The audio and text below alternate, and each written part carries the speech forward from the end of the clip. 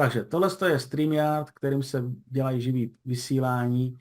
Umělo to vysílat zároveň podle toho na 3 až víc destinací, takže není problém vysílat na YouTube kanál, nebo na víc YouTube kanálů, na Facebookovou stránku a do skupiny. Což teď bude omezený kvůli tomu, že Facebook zrušil cosi jako aplikace ve skupinách.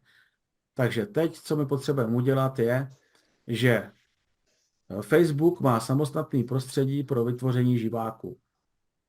Jo, jmenuje se to Producer, takže já musím přejít na URL Facebook Live Producer a to je centrální místo pro živý přenosy. Je to takové spartánské trochu, takže vlevo si zvolím, kde to chci zveřejnit.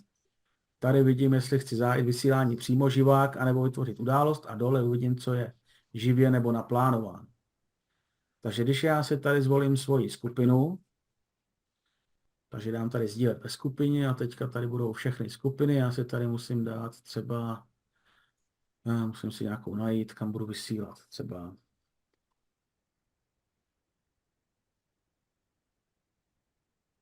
tuhletu. Tak, mám vybranou svoji skupinu a teď tady se to nezměnilo a tady dám třeba naplánovaný živáky, tak tady uvidím to, co mám naplánované.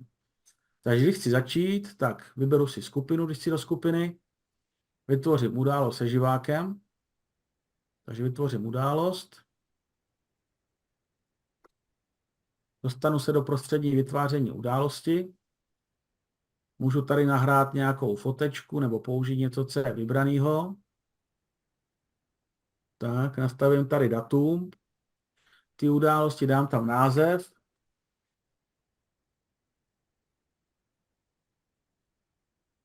tak, datum začátku si zvolím, tak on už je pátek, tak dáme to třeba tady za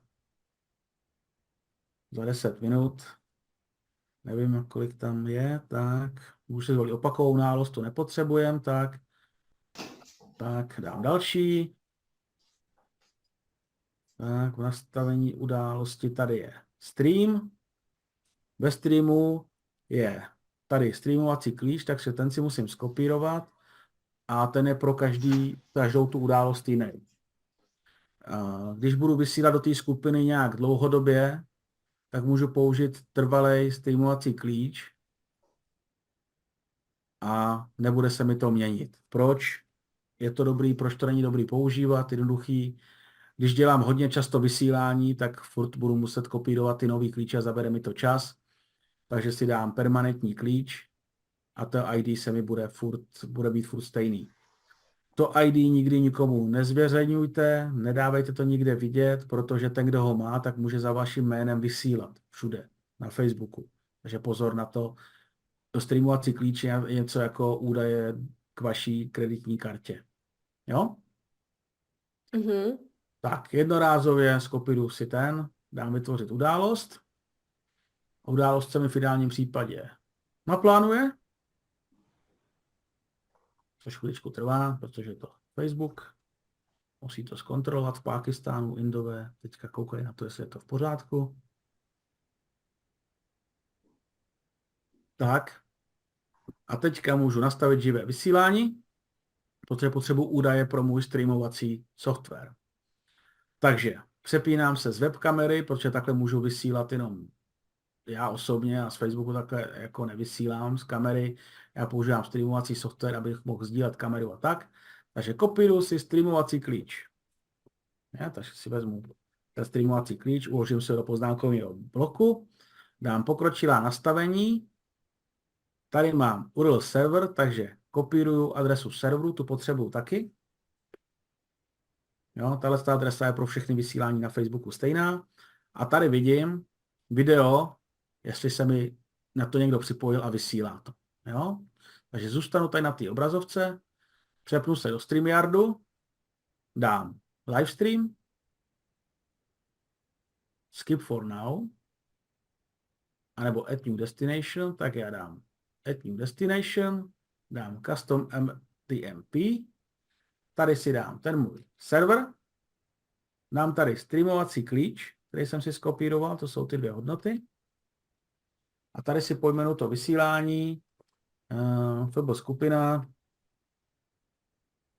Počítačová akademie a pominu si nějak ten živák, protože musím si v tom udělat pořádek, abych pak věděl, co mám smazat. Tak. Přidám si server. A teď už si pojmenuji živák.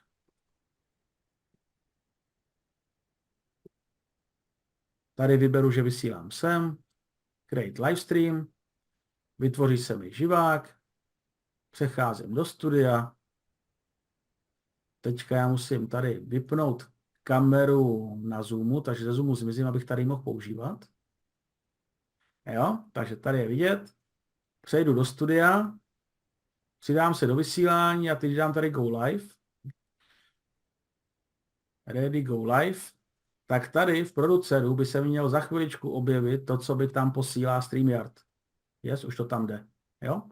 Takže bude tady zpoždění, StreamYard mi sem posílá signál, takže mám to takhle spojený, jo? Dám uložit změny a v čase vysílání potom jenom přejdu a odvysílám to. Jo? Takže tohle studio vlastně zkouším a pouštím Go Live jenom když vlastně jdu do té události vysílat, protože teďka, když dám Endstream, tak mi to tady zmizí. Jo, dám Leave Studio. Šup.